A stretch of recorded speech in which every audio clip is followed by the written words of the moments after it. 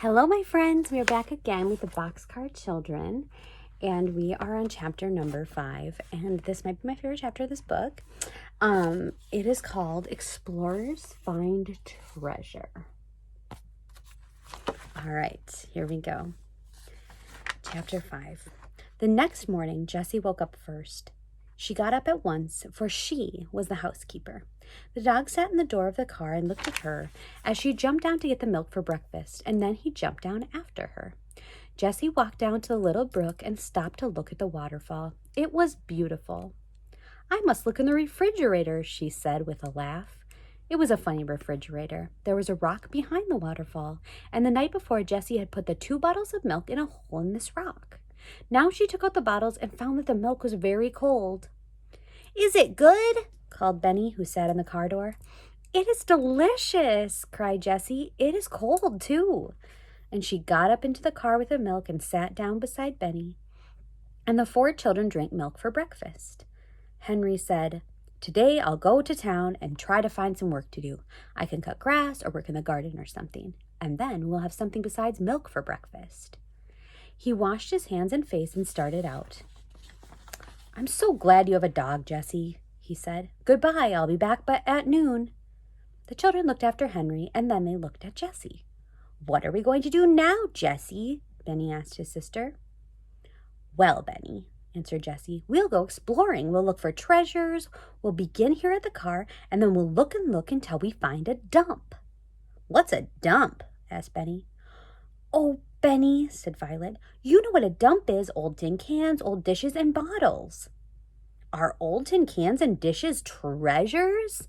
Benny wanted to know. "They will be treasures to us," answered Jessie, laughing. "And wheels?" asked Benny again. "Will there be wheels at the dump?"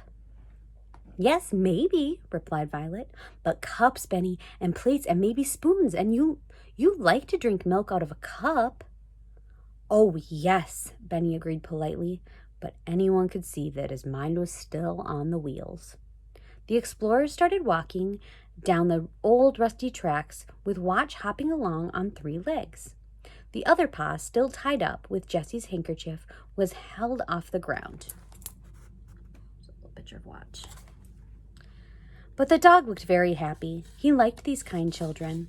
They all walked through the woods, looking this way and that, and after a while the old track came out into the sun, and the explorers found that they were on top of a hill, and they could look down and see the town below. "Henry is down there," said Jessie.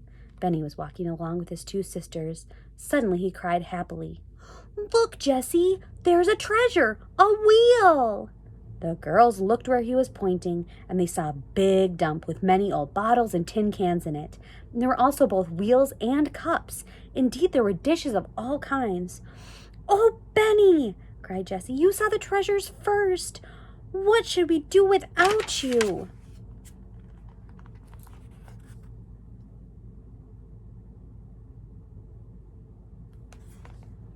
Violet ran over to the dump. "Here's a white pitcher, Jessie," she cried. Jessie looked at it. It was all right, with only a small crack. "And here's a white cup, too," she said happily. "Can you use a teapot, Jessie?" asked Benny. "Yes, indeed," she replied. "We can put water in it. I have found 2 cups in a bowl. Let's look for spoons, too." Violet held up what she had just found. 5 spoons covered in rust. "Good," said Jessie, "and here's a big kettle. Let's pile all the dishes into it, and then we can carry them back to the boxcar." Benny had found 4 wheels just alike and laid them to one side, and now he held up a pink cup. There was a big crack in it, but it had a handle. "This will be my pink cup," said Benny. I'm just going to show you the picture once again, because you can see that he's holding up his cup right there. You can see that they're piling things into the kettle. I should have waited to show you the picture. "I hope it will hold milk," said Jessie, laughing. "It's a beautiful cup, Benny." The children laid all their treasures, even the wheels, on a board, and the girls carried the board back to the boxcar between them, and they put the dishes down by the brook. "Now we must wash them," said Jessie. "All right," agreed Benny. "We'll wash my pink cup." And never did a little boy hand dishes so carefully to his sisters as Benny did. The girls washed the dishes with soap, and Jessie used sand to get the rust off the spoons. There, she said, washing the last shining spoon. How fine they look, but I'm afraid they still aren't clean enough to eat from. When Henry comes, we'll have him build a fire, and then we can have hot water to rinse them, and they will be very clean. The children sat back and admired the dishes. Suddenly, Violet cried, Oh, I know where to put them. Come and see what I found in the car last night. Both girls looked in at the door. Look at the door on the other side of the car. All Jessie saw were 2 pieces of wood nailed to the closed door of the car.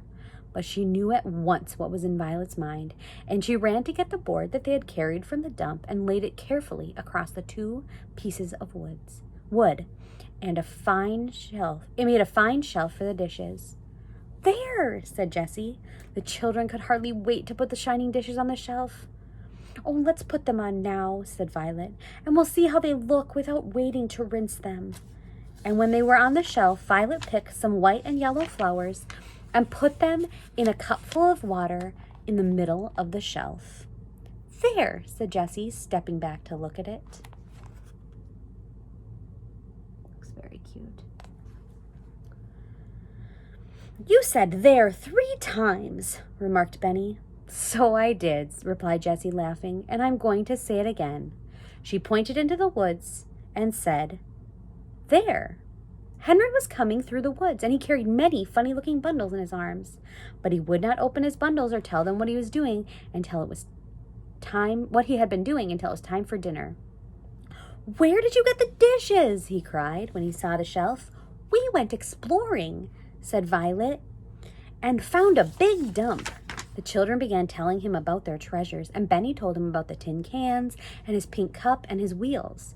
Jessie took out the big kettle and asked about building a fire. We'll want to use the dishes to eat from, she told him, and it's hard to get them clean in cold water. So Henry made a small fire in an open place where it could not burn anything, and he put big stones all around it. We ought to have a fireplace, he remarked.